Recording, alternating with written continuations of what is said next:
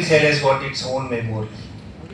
हम हमारे शरीर के प्रत्येक सेल की अपनी यादों के आधार पर जिंदा है। यदि एक ने भी आंदोलन कर दिया तो ये उंगली भी नहीं हिला पाएंगे।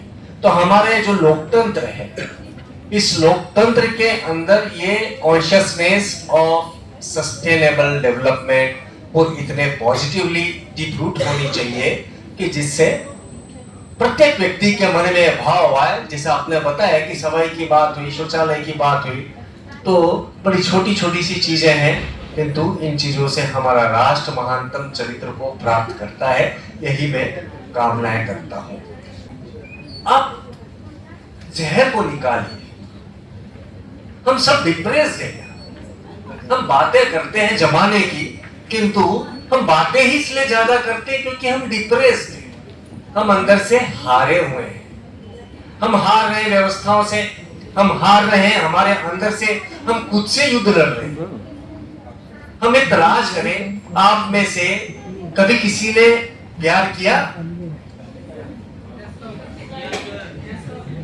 फिर जोर से बोलो, कभी किसी ने किसी से प्यार किया? मैंने भी किया। वो प्रेम क्या था? मैंने खुद से प्रेम करा, आत्म यात्रा करके। आपने कभी खुद से प्रेम किया? कभी आईने में देख करके खुद को कितनी कितनी देर तक निहारा?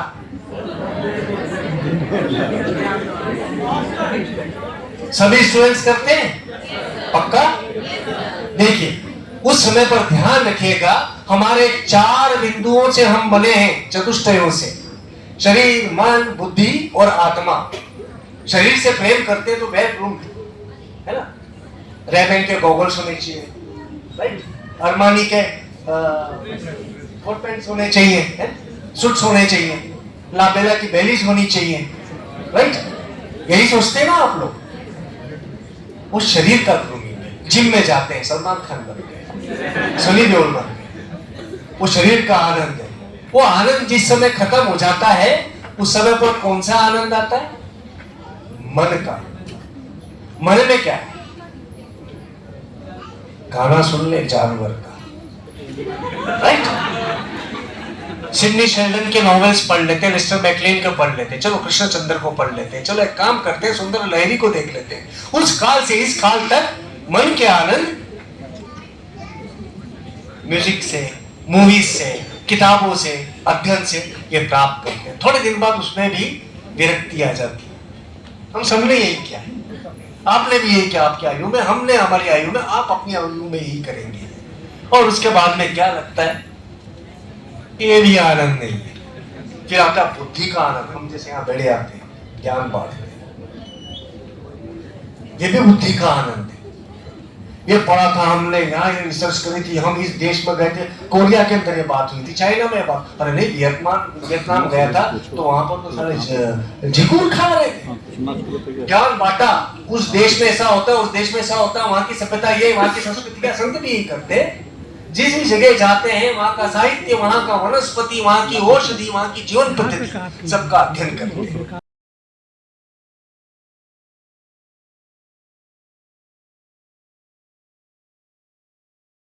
चित्ता को, मेंटलिटी को, चेतना के, कॉन्शियसनेस के विकास की मात्रा की यात्रा लेवल देखता है, कहां से कहां तक बढ़े। आध्यात्म चेतना में तल्लीन यहां बैठे हैं। क्यों? बहुत कुछ छोड़ा हमने। जब अपना कमरा साफ करेंगे तो उसमें अच्छे पदार्थ रखेंगे। टीन का कनस्तर और कोयले का कमरा खाली करोगे तो 300 करोड़ 50 करोड़ का नोट हम रख पाएंगे। अगर हम अलमारी में और कुछ होता तो नोट कहां से आता? इसलिए सांसारिक उन व्यक्तियों को, दुर्व्यक्तियों को, जो हमें तत्व पाने से, महत्व पाने से, जो उन्हें छोड़कर जब आगे बढ़ता है तो botanical consciousness, animal consciousness, human consciousness और सुपरमेंटल कॉन्शियसनेस के बाद डिवाइन कॉन्शियस खोजने के लिए तब यह वस्त्र धारण किया है। बहुत कुछ छोड़ा है तो बहुत कुछ जोड़ा है। मुझे अभी ये चित्र दिखाया जाएगा कि बहुत ज्यादा बोल रहे हो, आलाप करने वाले आदमियों, प्रलाप मत करो। लेकिन आपके मिलाप के पहले ही मैं छोड़ दूंगा। ये जो आपका ये आर्टिफिशियल है, एक विकास आर्टिस्टिक होता है। क्या कारण है कि विश्वविद्या के अध्ययन के पहले हर विद्वान भारत का विराट व्यक्तित्व बनने के लिए नादोपासना करता था, संगीत की साधना करता था।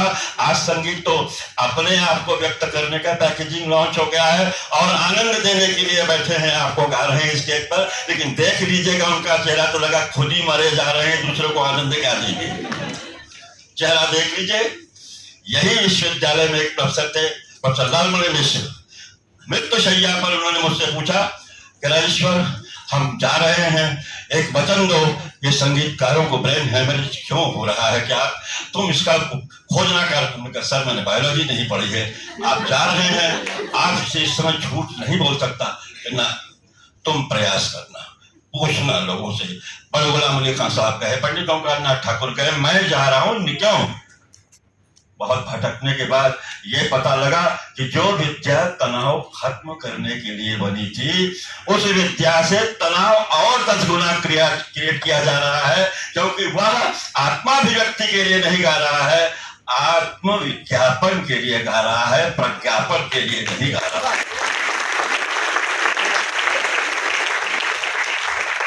अब पहले सुना हमने और मानव के ऊपर आए, तो यहाँ पर उन विषयों को भी बड़ा अच्छे से इशारा हुआ, विस्तार हुआ, that how we have to evolutionize ourselves for a sustainable development.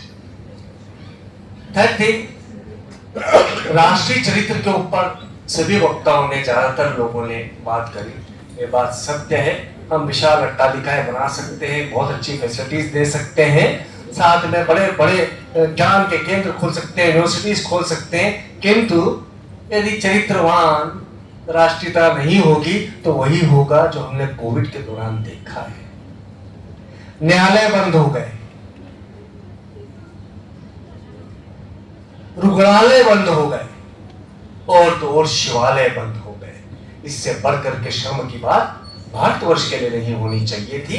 हमारा राष्ट्रीय चरित्र इतना निचले स्तर पर हमने प्रदर्शित किया था। और ध्यान रखिएगा, जब जब सनातन से हम विमुख होते हैं, इस प्रकार का राष्ट्रीय विक्षोभ का सामना हमें करना पड़ता है, तो हम अपने राष्ट्रीय चरित्र को ऊंचा उठाएं।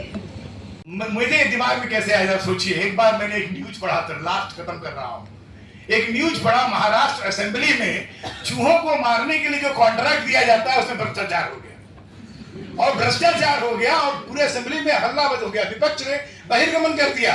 तो मैंने कहा यार भ्रष्टाचार का ये कौन सा जगह है कि चूहों को मारने में भ्रष्टाचार। तो मैं उस न्यूज को पढ़ने लगा तो पता चला कि वहां पर इतने ज्यादा चूहे होते हैं कि वो चूहों को मारना चाहिए, सारे अनाज खा जाते हैं। तो वो किसान, जो भारत का किसान जिसे हम बेचारा कहते हैं और जिसकी फोटो बनती है तो पेट अंदर होता है, धोती फटी होती है, वो किसान आज भी 140 करोड़ जनसंख्या के लिए दुगना अनाज पैदा करता है, 400 करोड़ लोगों के लिए। लेकिन हम पढ़े लिखे engineer, doctor, administrator, manager, political working, ये सब के सब करप्ट है। इसलिए हमारे देश में भुखमरी है। आप कितना भी कह लीजिए, स्थिति अभी बहुत बुरी है। तो मेरे दिमाग में आया कितने चूहे होते हैं, तो 270 ग्राम अनाज एक स्वस्थ पुरुष और महिला खाती है। आपको पता है एक चूहा दिन भर में कितना अनाज खाता है? 90 ग्राम। तो केवल बॉम्बे जैसे शहर में 2 करोड़ लोगों का अनाज चूहे खा जाते हैं। आप सोचिए, बॉम्बे जैसे शहर में, तो पूरे देश में क्या स्थिति है। तो शर्म से डूब मरे हमारे जैसे इंजीनियर, शर्म से डूब मरे और बड़े बड़े साइंटिस्ट, शर्म से डूब मरे वो सोशलॉजिस्ट, सोशल साइंस वाले जानने वाले, और समाज के सारे स्वयं सेवक, वो सब डूब मरे जब तक उनके अंदर ये भावना न पैदा हो कि ये देश मेरा है, ये समाज मेरा है, ये विश्व मेरा है, और इसके लिए हम जिएंगे और इसके लिए हम मरेंगे। बहुत बहुत धन्यवाद। भाषण और कार्यकाल संज्ञा परिभाषा, 2 प्रकार के विद्यार्थी दुनिया में पाए जाते हैं। एक विद्यार्थी होता है कि उसके आचार्य ने, उसके शिक्षक ने जो पढ़ाया उसको यथाक्रम से पढ़ते चला गया, उसको स्नातक आते आते चीजें समझ में आ जाती हैं, लेकिन इंटर तक उसको बहुत सारे विषय वस्तु समझ में नहीं आते, लेकिन उस पुस्तकीय ज्ञान को पढ़ता जाता है। भविष्य अग्रे किमपि फलम, इसका कुछ ना कुछ भविष्य में फल होगा। और वो फल विद्या काले न पच्यते, जब वो स्नातक में जाता है और स्नातकोत्तर उपाधि को धारण करता है तो उसके Everybody is from background of history. They must remember that at the time of Industrial Revolution, there was a revolution, there was a protest by the name of Boston Tea Party. जब हमारी बात को कोई न माने ना, तो ऐसा कुछ नहीं करना है कि हमें संसद में घुस करके हमारे देश का अपमान कर देना है।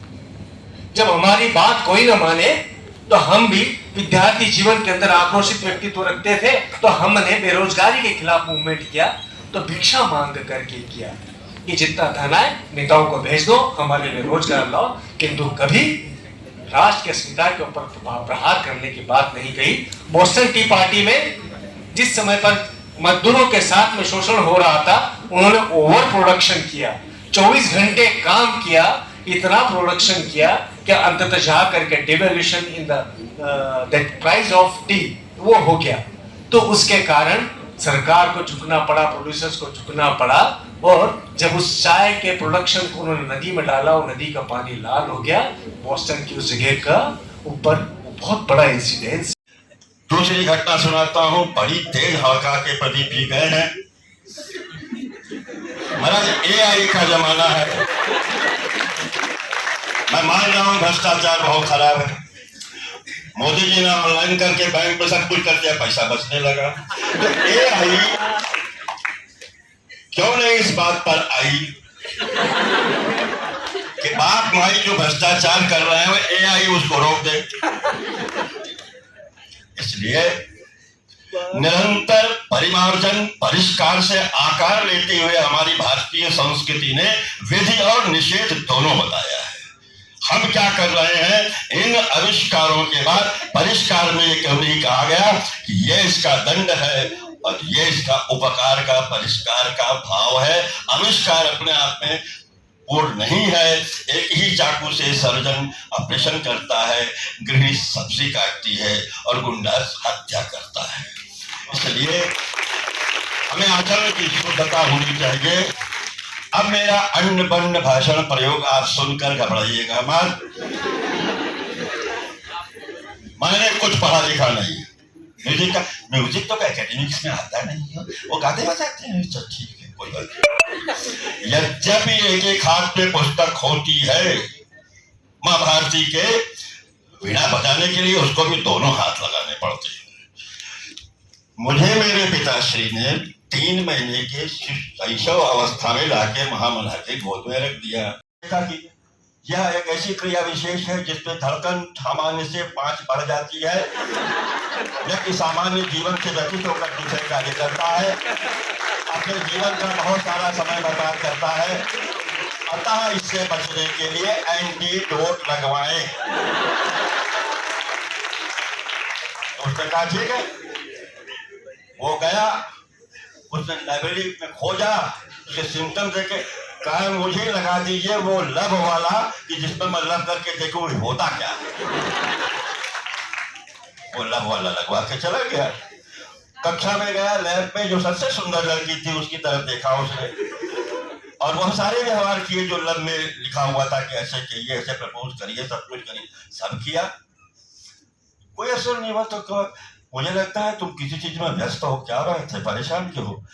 कि मैं वो इतने साल पहले का लब के बारे में जो था वो लगा के आया हूँ, कैप्सूल की जो इंजेक्शन कि वो हो।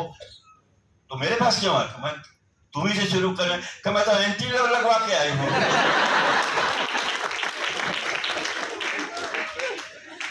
माई का हो जाए, कौन भाई कौन भौजाई के बाद जो ए आई, उसमें आर्टिस्टिक और आर्टिफिशियल